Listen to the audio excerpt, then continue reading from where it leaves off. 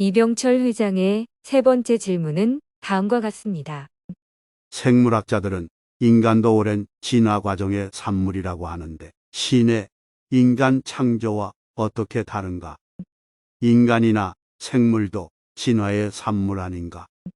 과학이 발달하면서 인간의 삶이 개선된 것은 사실이지만 정말 인간이 진화의 산물일까요? 대립 형질을 가진 두 개체가 교배했을 때 제1대에 나타나는 우성 형질이 반드시 어버이의 좋은 점일까요? 형질의 발현이 환경에 따른다고 하지만 좋은 환경이 제공된 곳에선 반드시 어버이의 좋은 점이 우성 형질로 나타날까요? 우리나라에서 김명남 씨가 번역하여 출판한 지루한 사람과 어울리지 마라라는 책에서 1962년에 노벨 생리학 의학상을 수상한 유전학자 제임스 왓슨 박사는 남녀가 결혼하면 이세는 부모의 좋은 점을 타고나기보다 나쁜 점을 타고날 확률이 월등히 높다고 말했습니다. 부모의 성격, 행동, 태도 등이 자녀의 성격과 행동에 어떤 영향을 미치는지는 여러 가지 요인에 따라 다르기 때문에 단정적으로 말하는 것은 조심해야 하지만 인간이 진화하려면 두 개체를 교배했을 때 좋은 점을 타고날 확률이 월등히 높아야 합니다. 그러나 세상은 열역학 제2법칙을 따르고 있다는 사실입니다. 열역학 제2법칙은 열은 항상 고온에서 저온으로 이동하려는 경향을 가진다는 원리로서 생물 세계도 열역학 제2법칙을 따릅니다. 생물학적 시스템은 열과 물질이 상호작용하며 열이 저온에서 고온으로 이동하려는 경향을 가지기 때문입니다. 열역학 제2법칙이 생물의 유전에 직접적으로 적용되지는 않지만 유전학에서도 염기서열이나 DNA 유전자 변화가 일어날 때 더 나은 쪽으로의 변이가 발생하지 않는 경향을 가진다는 사실입니다. 생물이 진화하려면 돌연변이가 일어나야 하는데 돌연변이는 진화가 아니라 퇴화 쪽으로 진행됩니다. 돌연변이의 특성을 살펴보면 다음과 같습니다. 첫째, 돌연변이는 아주 드물게 일어난다. 100만 마리의 동물 가운데 한 마리, 혹은 100만 세대에 한 번 정도 일어나는 현상이다. 둘째, 돌연변이는 우등한 방향이 아니라 열등한 방향으로 일어난다. 사실상 우등한 돌연변이는 거의 없기 때문에 모든 돌연변이가 열등한 방향으로 일어난다고 말해도 좋다. 셋째, 돌연변이는 생존 능력의 약화, 유전적 질병, 기형 또는 나이거나 노쇠처럼 다음 세대를 잊지 못하는 특징을 가진다. 1945년 히로시마와 나가사키에 떨어진 원자탄으로 발생한 돌연변이의 경우 백혈병, 기형, 죽음을 가져왔지 유익을 주지는 못했다. 유익한 변이가 나타나야 한다는 것은 진화론을 설명하기 위해 만들어낸 거짓말이다. 진화로 생물 세계가 이루어지려면 점점 나은 방향으로 변해가야 하지만 돌연변이는 좋은 쪽이 아니라 모두 나쁜 방향으로만 일어난다. 인간의 조상을 짐승으로 보지만 인간과 짐승은 전혀 다릅니다. 인간을 물질적인 무엇으로 볼 때는 동물과 다를 바가 없지만 좀 더 가까이서 보면 인간은 전혀 다른 목마름을 가진 존재입니다. 경제적 효율성에 따라 새로운 것에 도전하며 이상적인 사회를 건설해 나가는 존재. 학문과 사상과 제도를 발전시키기 위해 끊임없이 노력하는 존재. 풍요로운 삶을 위해 환경을 개척하고 편리한 도구를 개발하기 위해 골몰하는 존재. 취미에 따라 다양한 문화활동과 창조활동을 즐기는 존재. 타인으로부터 존경받기 위해 자기 반성과 훈련을 게을리하지 않는 존재. 우주 안에서 자신이 차지하고 있는 위치를 물을 뿐 아니라 자기 자신에게 자기의 신분을 묻는 존재. 자신의 행동을 결정하고 내린 결정에 대해 잘 결정한 것인가를 의심해보는 존재. 선택한 바를 책임지고 잘못된 선택을 바로 잡아나가는 존재. 문제를 풀고 푼 문제를 다시 검증해보는 존재. 사람이 지켜야 할 마땅한 도리를 스스로 알아서 처신하는 존재.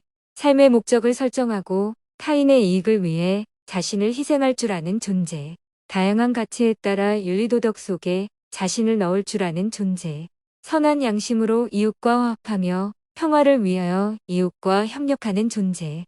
자신이 누구인지 알기 위해 고민하는 존재. 죽음을 알고 자신의 죽음을 슬퍼하는 존재, 자신의 연약함을 알고 자신을 뛰어넘는 초월자를 찾는 존재, 흔들리는 꽃잎만 보고도 감탄하는 존재, 무지가 아니라 지식을 선택하고 무의식이 아니라 의식을 선택하고 불편이 아니라 안락을 선택하고 불안이 아니라 안정을 선택하면서 문명을 발전시켜온 존재, 모든 동물들이 무서워하는 불을 사로잡아 문명의 불씨로 삼은 존재, 죽음을 쓰레기처럼 방치하지 않고 매장을 생각한 존재, 땅만으로 살 수 없다고 생각하는 존재, 언어를 글자로 만들어 지식을 축적하는 존재, 자신에게 질문을 던질 줄 아는 유일한 존재, 가장 지능이 발달한 짐승일지라도 접근할 수 없는 이러한 다양하고도 무한한 인간의 이질성을 무엇으로 설명할 수 있을까요? 짐승은 본능에 따라 살아가지만 인간은 본능을 존중하면서도 그 본능을 억제하는 법을 만들어 그것을 준수하고 그렇지 못할 경우엔 벌을 가합니다. 짐승에겐 그림자조차 찾아볼 수 없는 이러한 특성이 과연 진화를 통해 인간에게서 자발적으로 발현될 수 있을까요?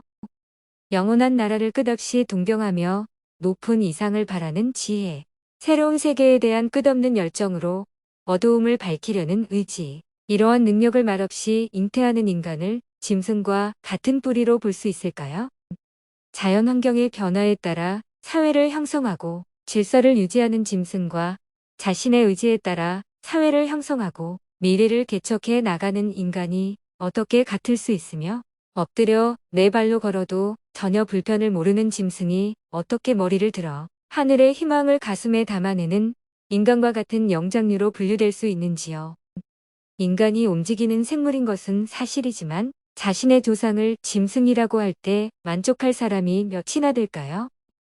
짐승에게도 언어가 있다고 말하는 사람이 있지만 그들이 글자를 만들지 못하는 것은 언어의 구조적 역할이 무엇인지 모르기 때문입니다. 기능은 진화될 수 있지만 생각이 진화되지 않기 때문에 언어를 글자화하지 못하는 것입니다. 개의 전기는 미리 쓸 수 있습니다. 아무리 영리한 개라도 오늘 한 짓을 내일 하고 내일 한 짓을 모레 또 합니다. 누군가 개가 의도하지 않은 길로 데려가지 않는 이상 개의 일상은 천년이 지나도 동일합니다. 하지만 매 순간 선택하며 살아가는 인간의 전기는 결코 미리 쓸 수가 없습니다. 10길 물속은 알아도 도저히 알 수 없는 인간의 마음이 어떻게 진화로 생겨날 수 있을까요? 2012년 7월 영국 캠브리지 대학에 모인 신경과학자들은 짐승에게도 의식이 존재한다는 캠브리지 선언을 만들었다고 하지만 짐승에겐 자기의식이 없습니다. 동물들이 인간의 말을 알아듣고 웃기도 하고 심부름도 하고 거울에 비친 얼굴을 자신으로 인식하기도 하고 타의 감정에 공감하고 타의 기쁨과 슬픔에 반응하기는 하지만 아무리 똑똑한 짐승도 타의 느낌과 자기의 느낌, 타의 생각과 자신의 생각, 타의 의지와 자신의 의지, 타의 행위와 자신의 행위를 구분하면서 자신을 가치 있는 존재로 자각하는 주체의식은 없습니다. 인간은 자의식을 가진 존재로서 자신의 권리와 의무와 책임을 가려서 알 뿐 아니라 자신의 행동에 따르는 결과를 인식하고 지켜야 할 법을 즐거이 지키며 자율적 존재로 세상을 당당하게 살아갑니다. 이토록 의미를 좇는 인간이 전능자의 계획에 따라 창조되었다고 믿는 믿음이 잘못된 것일까요? 인간은 부담 없이 우연히 태어났다가 우연히 사라지는 존재가 아닙니다. 우연에 의지할 수밖에 없는 진화는 스스로 진행되는 것이므로 서로 간에 책임도 없고 약속도 없고 믿음도 없지만 인간은 서로를 사랑하고 신뢰하고 관계를 중시하면서 약속을 하고 약속에 대한 책임을 수행합니다. 오직 인격적 존재만 가질 수 있는 이러한 마음은 바로 인간을 만드신 분이 인격적인 존재라는 증명이 아닐까요? 이병철 회장의 네 번째 질문은 이것입니다. 언젠가 생명의 합성, 무병장수의 시대도 가능할 것 같다. 이처럼 과학이 끝없이 발달하면 신의 존재도 부인되는 것이 아닌가. 인류가 지구상에 있던 때로부터 사람들은 먹고 사는 일이 어려울 때나 전쟁하러 나갈 때 신을 불렀습니다. 지금 세상은 신을 부르지 않고도 사는 일에 어려움이 없는 시대입니다. 이런 세상에서 신을 찾는 일이 점점 사라질 것은 분명한 일이지만 기독교의 하나님은 인간이 찾는 신이 아니라 인간을 찾아오신 신이라는 사실입니다. 찾아오신 하나님을 만나는 일은 과학의 발달과 관계없는 일입니다. 그런데 왜 많은 사람들이 찾아오시는 하나님을 만나지 못할까요? 사람들은 하나님이 높고 높은 데 계시리라고 생각하지만 성경의 하나님은 사람들 중에 장막을 펴신 하나님입니다. 그 낮은 곳에 하나님을 필요로 하는 사람이 있기 때문입니다. 지금도 낮고 낮은 곳에서 하나님을 만나는 사람들은 얼마든지 있습니다. 왜 성경 백성은 성경의 하나님만 참 하나님이고 다른 신은 거짓 신이라고 말할까요? 세상의 모든 것이 타락했어도 타락하지 않은 것이 딱 하나가 있습니다. 인간이 그렇게도 추구하는 정의와 자유, 평등, 평화, 진리, 심지어 남녀의 사랑, 친구의 사랑, 부부간의 사랑도 모두 타락했지만 오직 자식을 위한 부모의 사랑은 타락하지 않았습니다. 그런데 그 타락하지 않은 부모의 사랑이 성경의 하나님에게서 발견되기 때문에 성경 백성은 성경의 하나님만 참 하나님으로 믿는 것입니다. 이 세상에 희생을 요구하는 신은 있어도 인간을 위해 희생하는 신은 없습니다. 세상의 모든 신에게는 항상 재물이 필요합니다. 재물을 바쳐야 신이 재물을 받고 농사를 위해 비를 내릴까 말까를 결정합니다. 인간은 신 앞에 언제 떨어질지 모르는 한 입 낙엽에 지나지 않습니다. 그러나 성경의 하나님은 무엇이 부족한 것처럼 사람의 손으로 섬김을 받으시는 것이 아니니 이는 만민에게 생명과 호흡과 만물을 친히 주시는 분이십니다. 과학이 발달하면서 세상을 사는 일이 쉬워지자 사람들은 신을 필요로 하지 않습니다. 따라서 기독교인의 수도 감소합니다. 그러나 아무리 과학이 발달할지라도 가난한 사람, 애통하는 사람, 고통당하는 사람, 핍박을 받는 사람들이 있는 곳에서 하나님을 만나는 사람들이 늘어난다는 것은 하나님께서 낮은 곳에 임하신다는 증거가 아닐까요? 이병철 회장은 과학이 발달하여 무병장수하는 시대가 열리면 신의 존재가 부정될 것을 염려했습니다.